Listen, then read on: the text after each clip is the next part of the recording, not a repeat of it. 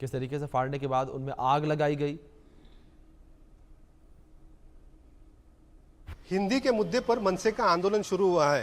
हिंदी के बुक पकड़े जा रहे हैं, फाड़े जा रहे हैं, जलाए जा रहे हैं।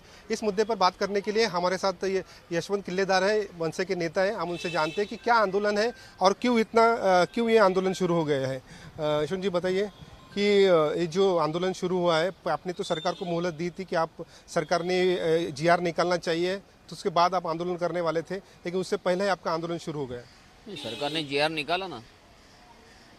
सरकार ने जो जीआर निकाला है वो प्राइमरी के बच्चे जो है पहली से लेके 5वीं कक्षा तक उनके लिए हिंदी जो तीसरी लैंग्वेज है, तीसरी भाषा है, वो अनिवार्य किए है, मैंडेटरी की है, कंपलसरी की है। उसको हम विरोध कर रहे हैं। अगर ये जो छोटे बच्चे हैं उनकी उम्र देखी जाए तो उनकी आईक्यू लेवल क्या होगी। फिर ऐसे छोटे छोटे बच्चों के ऊपर पहले से ही यहाँ की राजभाषा मराठी तो है ही कंपलसरी, वो होनी भी चाहिए। उसके साथ इंग्लिश है और तीसरी लैंग्वेज हिंदी देंगे तो वो उनके ऊपर आप कितना लोड देंगे, उसको कोई मर्यादा है कि नहीं, ज़रूरत क्या है। और 5वीं के बाद सब लोग हिंदी सीखते ही है ना, पढ़ते ही है। तो ये करने की ज़रूरत क्या है। आप मानसशास्त्र की एंगल से देखेंगे, साइकोलॉजिस्ट के एंगल से देखेंगे तो ये उम्र के बच्चे इतना लोड ले सकते हैं क्या? नहीं ले सकते हैं। तो ज़रूरत नहीं है ना, ये हमारी भूमिका है। दूसरी बात ऐसे कि जो शिक्षण तज्ञ लोग हैं उन्होंने भी ये जो हमारी राय है उसको सपोर्ट किया है। जो पेरेंट्स है, जो प्रिंसिपल्स है, जो टीचर्स है, सब लोग इसको विरोध कर रहे हैं। तो गवर्नमेंट क्यों ये मैंडेट कर रही है? सेंट्रल गवर्नमेंट को खुश करने के लिए आप ऐसा करेंगे तो हम ये चलने नहीं देंगे, क्योंकि हिंदी कोई राष्ट्रभाषा नहीं है।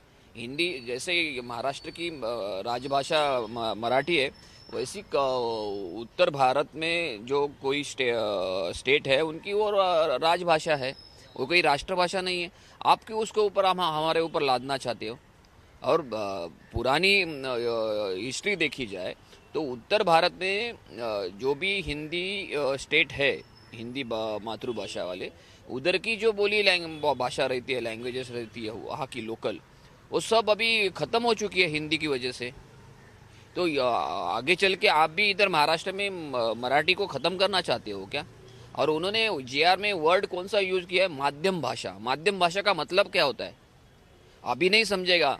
आगे चल के माध्यम मीन्स पूरे देश भर में एक ही हिंदी भाषा और माध्यम भाषा करने का इनका ये क्या उनकी एक साजिश है, और वो हम चलने नहीं देंगे। महाराष्ट्र में मराठी ही चलेगा। और प्राइमरी के बच्चों के लिए 2 लैंग्वेजेस जो अभी पहले से ही चालू है, जो एजुकेशन प्रोग्राम है अपना 2 लैंग्वेज का, वो ऐसे ही रहने दो ना। महाराष्ट्र में तीसरी लैंग्वेज की ज़रूरत नहीं। 5वीं कक्षा के बाद बच्चे लोग तीसरी लैंग्वेज कौन सी लेंगे वो उनको तय करने दो। जो पहले से जो राष्ट्रीय शैक्षणिक धोरण पहला वाला है वो हिसाब से बच्चों को सीखने दो, पढ़ने दो। ज़रूरत नहीं जो धोरण है वो पॉलिसी है बदलने की। प्राइमरी के लिए हिंदी मैंडेट जो किया है उसको हम मानेंगे नहीं, उसको विरोधी करते रहेंगे। आप जो बोल रहे हैं कि सरकार ने जीआर निकाला है, सरकार ने जीआर भले ही निकाला हो, लेकिन उसमें उन्होंने तीसरी जो भाषा है वो अनिवार्य करने की जो बात थी है उसको पूरी तरह से माना नहीं है। उन्होंने ये मुद्दा दिया है कि तीसरी लैंग्वेज जो है वो हिंदी होगी। अगर किसी को बाई चॉइस होगी। बताता हूँ इसके ऊपर। ये देखो, एक शब्दों का खेल किया है। अनिवार्य निकाल के सर्वसाधारण शब्द डाला है, लेकिन नीचे क्या लिखा है? मिनिमम 20 स्टूडेंट होने चाहिए। एक साथ 20 स्टूडेंट आते हैं तो हम उनको जो चाहिए वो लैंग्वेज सिखाएंगे, बराबर। मुंबई महाराष्ट्र जैसे स्टेट में जहाँ मराठी चलती है और एक व्यावहारिक लैंग्वेज इंग्लिश जो एजुकेशन में चलती है, वहाँ तीसरी लैंग्वेज कौन सी आएगी? तमिल आएगी? कन्नड़ आएगी? कौन सी आएगी तो बट नेचुरल हिंदी आएगी। शब्दों का खेल कर रहे हैं। Sudhakar Kashyap, India news, Mumbai.